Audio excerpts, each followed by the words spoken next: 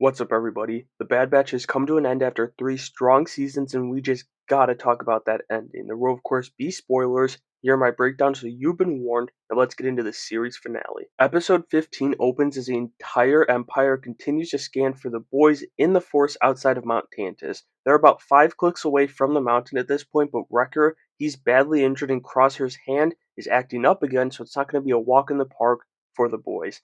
Inside the base, Dr. Hemlock goes to see his new prisoner, Admiral Rampart. To no one's surprise, Hemlock is being incredibly arrogant here about the ongoing attack on his facility, and surely it's not going to bite him in the ass, right?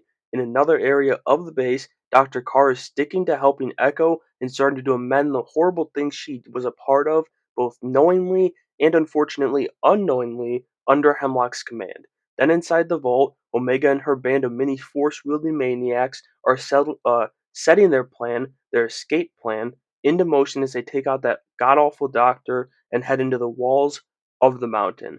Echo and Carr arrive as Hemlock is in the vault, having learned of the children's escape, and that arrogance we saw earlier, it's slowly but surely starting to fade, and it takes another hit when he's informed that Zillow has escaped its containment. That was obviously the doing of Omega, and the scene with the beast just going crazy inside was absolutely amazing. And I mean, at this point, Palpatine should have just called this base Mount Tantus. He should have called it Jurassic Park, because with the Zillow having escaped, that forest might just be more dangerous than the park was.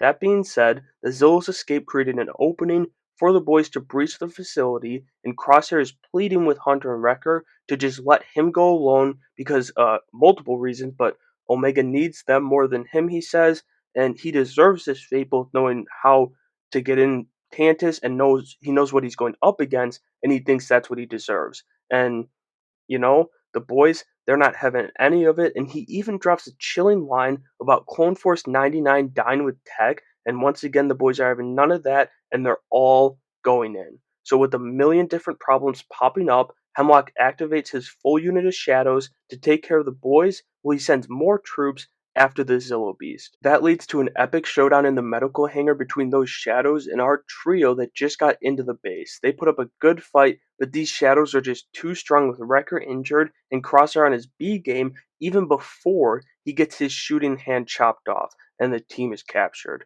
With Hunter, Wrecker, and Crosshair out of commission, Echo hands out the kids off to Dr. Carr to take to Pabu, as he and Omega go to save their brothers, who Hemlock is trying to turn into his new operatives. Omega and Echo, they free all the clones on Tantus, with all the brothers saying they've got one more good fight in them, and at the same time, Nala Se says goodbye to Omega as she heads to destroy all the data on Project Necromancer.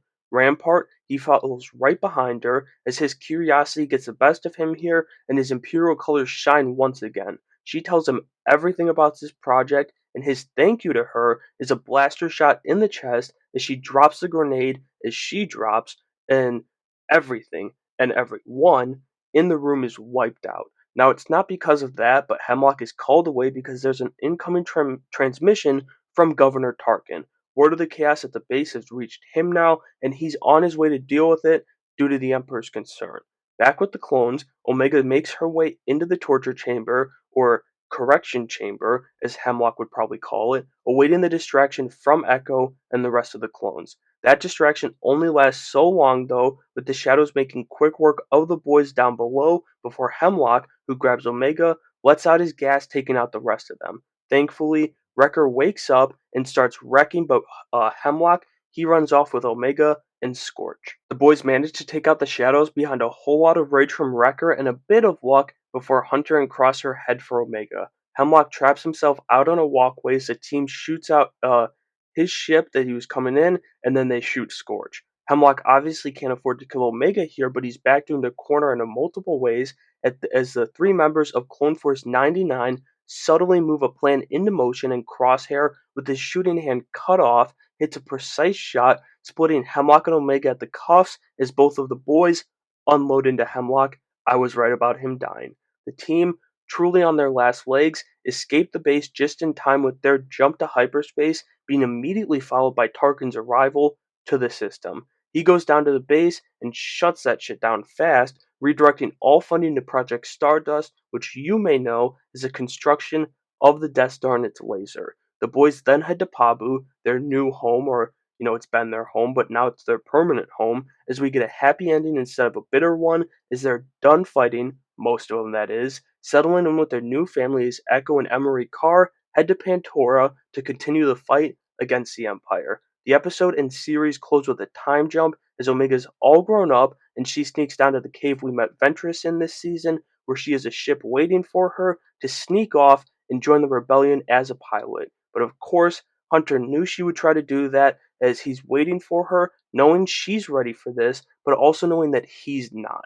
It was a very Luke Skywalker-esque moment for Omega as Dave Filoni goes to his master's well once again, because as the great George Lucas once said, it's like poetry, it rhymes. Now, this isn't how I personally saw the show ending. If you guys follow my daily content, I predicted quite a few more deaths than actually came to be here, but I kind of loved that we got this happy ending. I think I prepared myself so much to be just devastated by this finale that there was just this great sense of relief when everyone made it out. It was also just awesome seeing the destruction of Tantus with the Zillo Beast just going crazy. That was an awesome full circle moment dating all the way back to the early days of the Clone Wars. And so that'll do it for my breakdown of the final episode for The Bad Batch. A perfect ending for the crew, if I do say so myself, and I'm really glad about it because I was a bit worried last week that it wasn't going to stick the landing. Let me know what you thought of the finale and third season as a whole down in the comments below, and make sure you have a great day. Also, farewell Clone Force 99.